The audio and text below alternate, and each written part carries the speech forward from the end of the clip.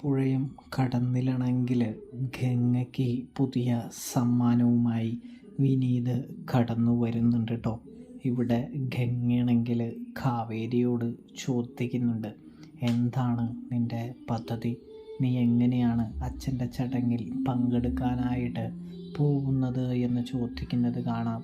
അപ്പോഴാണെങ്കിൽ നമ്മുടെ കാവേരി പറയുന്നുണ്ട്, നമ്മുടെ അച്ഛൻ്റെ ചടങ്ങിൽ പോയി ഒരു ഉരുള ചോറുണ്ടില്ലെങ്കിൽ, ഭക്ഷണം കഴിച്ചില്ലെങ്കിൽ അച്ഛൻ നമ്മളോട് പൊറുക്കില്ല. എൻ്റെ കയ്യിൽ അതിനുള്ള ഐഡിയയും ആശയമൊക്കെ ഉണ്ടെന്ന് പറയുന്നു. നമ്മുടെ അച്ഛൻ്റെ കാശ് ഒരുപാട് തിന്നതല്ലേ അയാളെ അങ്ങനെ വെറുതെ വിട്ടാലൊന്നും ശരിയാകുകയില്ല.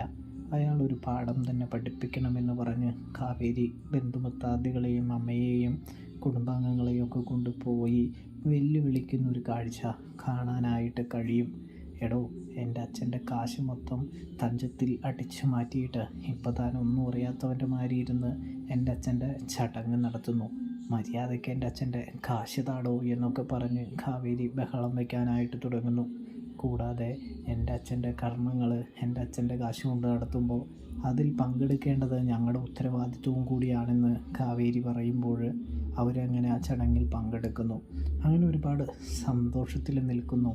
അങ്ങനെ ആ പരിപാടിയൊക്കെ കഴിഞ്ഞ് അവരാണെങ്കിൽ വീട്ടിലേക്ക് വരുമ്പോൾ നമ്മുടെ വിനീതാണെങ്കിൽ ആർക്ക് ഗംഗയ്ക്ക് സമ്മാനവുമായി വരുന്നൊരു കാഴ്ച കാണാനായിട്ട് കഴിയും. അപ്പോൾ ഗംഗയാണെങ്കിൽ അമ്മ നിൽക്കുന്നത് കാണുന്നു. സാരിയാണ് മേടിച്ചിരിക്കുന്നത്. അതുകൊണ്ട് തന്നെ ഗംഗയ്ക്ക് നീട്ടിയ സാരിയാണെങ്കിൽ ഗംഗയാണെങ്കിൽ വിനീതിനെ കൊണ്ട് തന്നെ അമ്മയ്ക്ക് കൊടുപ്പിക്കുന്നൊരു കാഴ്ചയും കാണാനായിട്ട് കഴിയുന്നുണ്ട് കേട്ടോ. നല്ലൊരു മുഹൂർത്തം തന്നെയാണ്.